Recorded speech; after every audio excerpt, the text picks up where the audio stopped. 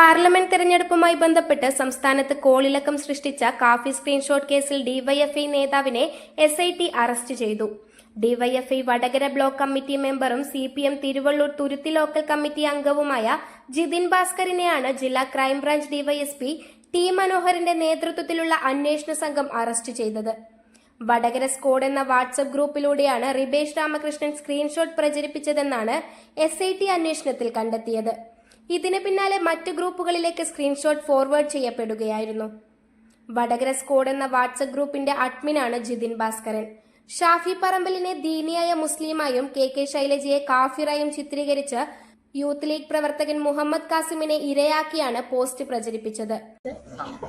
കേസുമായിട്ട് ബന്ധപ്പെട്ട് അറസ്റ്റ് രേഖപ്പെടുത്തിയിട്ടുണ്ടല്ലോ. എന്തിന്റെ അടിസ്ഥാനത്തിൽ എന്തൊക്കെയാണ് കുറ്റങ്ങൾ ഇപ്പോൾ ഉള്ളത്?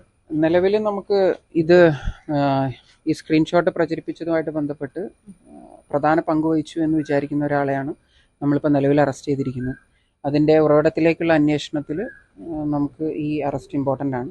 അപ്പം നമുക്ക് കിട്ടിയ ശാസ്ത്രീയ ഫലങ്ങളൊക്കെ വെച്ചിട്ട് ഈ ഉറവിടം കണ്ടെത്തുന്നതിന് വേണ്ടിയിട്ടുള്ള നമ്മുടെ അന്വേഷണത്തിന്റെ ഭാഗമായിട്ടുള്ള അറസ്റ്റാണ് രേഖപ്പെടുത്തിയിരിക്കുന്നത്.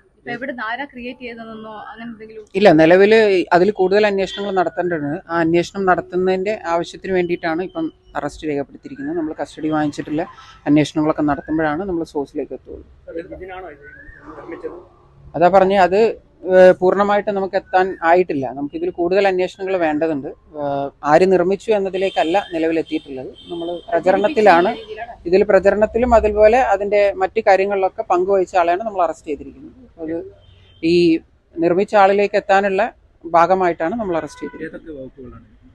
നേരത്തെയുള്ള കേസ് 153 IPC പ്രകാരമുള്ള കേസാണ് ഓൾറെഡി എടുത്തിരിക്കുന്നത്. അതിന് കൂടാതെ നമുക്ക് ഈ സയന്റിഫിക് എക്സാമിനേഷന്റെ ഭാഗമായിട്ട് തെളിവ് നശിപ്പിച്ചതിന്റെ വകുപ്പുകൾ കൂടി ചേർത്തിട്ടുണ്ട്. ഓക്കെ, അത് കൂടുതൽ അന്വേഷണം നടത്തി ബാക്കി കാര്യങ്ങൾ നമുക്ക് കണ്ടുപിടിക്കേണ്ടതുണ്ട്. ഓക്കെ. അല്ല, ഇന്ന് നല്ല സന്തോഷത്തിലാണല്ലോ. അതെ, സന്തോഷത്തിലാണ്. കാരണം ഞാനിപ്പോ പാചകം ചെയ്യുന്നതേ മയൂരം വെളിച്ചെണ്ണ ഉപയോഗിച്ചാണ്. പുതിയ മയൂരം കോക്കനട്ട് ഓയിൽ, കലർപ്പില്ലാത്ത ശുദ്ധമായ വെളിച്ചെണ്ണ. കർഷകരിൽ നിന്ന് നേരിട്ട് ശേഖരിക്കുന്ന നാളികേരം സൾഫറും പുകയും ഏൽക്കാതെ ഉണക്കിയെടുത്ത കൊപ്രയിൽ നിന്നും സംസ്കരിച്ചെടുക്കുന്ന 100% ശുദ്ധമായ വെളിച്ചെണ്ണ. ഇത്രയും നല്ല വെളിച്ചെണ്ണ ഇപ്പോൾ നിങ്ങൾക്ക് വിപണിയിൽ ലഭിക്കുകയില്ല. മയൂരം വെളിച്ചെണ്ണ, ഒരു ഏറെമല സർവീസ് സഹകരണ ബാങ്ക് സംരംഭം.